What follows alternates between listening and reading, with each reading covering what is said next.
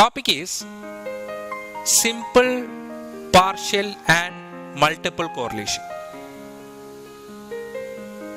In case of simple correlation,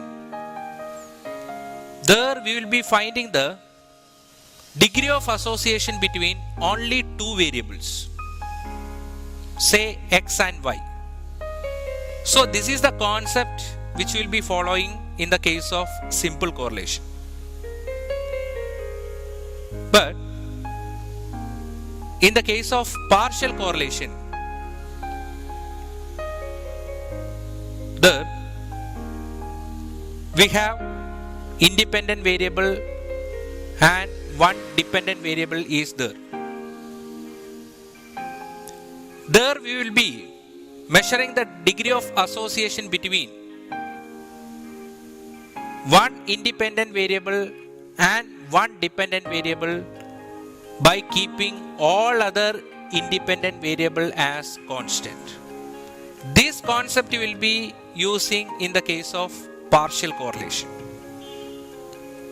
That means here we have number of independent variable, here we have one dependent variable. In this case, we will be measuring the degree of association between one independent variable and one dependent variable by keeping all other independent variable as constant. For example, yield of crops, that depends upon temperature and rainfall. But here we will be finding the degree of association between temperature and the yield of crop by making the effect of rainfall as constant. That is the concept of partial correlation. So next we can discuss about what is meant by multiple correlation.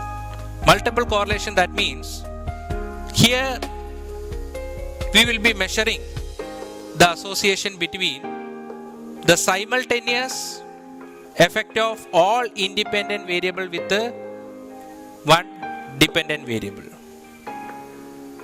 That is a concept we will be using in the case of multiple correlation.